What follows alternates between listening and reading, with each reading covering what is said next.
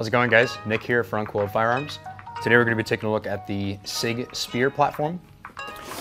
So the first one that we've got in, firearm is similar to the XM7 that the US Army is currently testing to replace the M4 and M16 variants. Larger caliber, however, moving away from the 5.56. This particular one is chambered in .308, but the military selection will be in 6.8 NATO.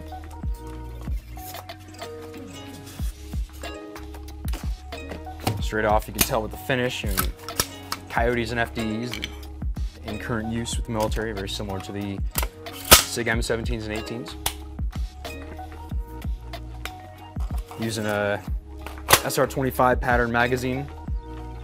The commercial Sig Spear will be coming with a PMag, whereas typically the ones featured and submitted to the military are having some type of a Lancer or similar variant magazine.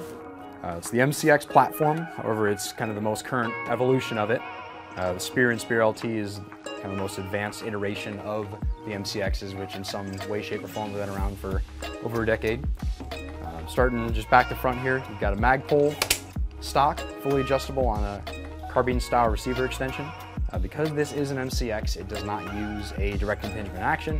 It is a gas piston operated. But unlike some HKs or similar variants in military use, it is a bufferless piston system. So this is firewall folded, and this receiver extension is simply just to hold the stock.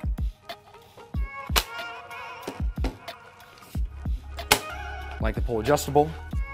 I do like these SLMs. It's a slightly new variant of the Magpul stock. It's about as small as you've seen before for the SLs. Taking a look at the charge handle now, you got a nice extended wings on the side here, ambidextrous charge handle. Lower is ambidextrous as well. You've got your ambi-safety, which is pretty common on AR platforms now. Right hand extended bolt catch, left-handed mag release, right-handed mag release, and a left-handed bolt catch. Sig did add a forward assist into the MCX. That's been popular on this style for a long time. It is a very common military feature and something that's on current existing military firearms. Not too surprised that they kept that on the system. What I do like is that it is dual charging, so it does have a backup side charge lever here. I do like that. I do like that when it comes back, there's really not any extra motion after the locking point. That charge handle does stay back. And it is non-reciprocating, so it can be locked forward again on the empty bolt. But I do like when this is back, there's not much extra tension, A lot of times with platforms that are dual charging, side charging, some type of non-reciprocating, when the action is locked open, most of them over travel. They pull too far past that locking point, and that extra tension when you let go, if you had a bad magazine or an exceptionally over-oiled or dirty gun, that charge handle may want to actually ride forward from that extra inertia of the charge handle moving. And this stays put. I do like that extra feature there. Easy to operate. I don't like that though. So on an empty magazine, reloading with the charge handle pulled back, I did get my thumb caught between the charge handle and the bolt catch. That being said though, it is non-reciprocating, so under a regular course of fire, on an empty magazine, that charge handle would not have reciprocated. The gun would be locked open on that empty magazine, and that charge handle would have stayed forward, so that same reload,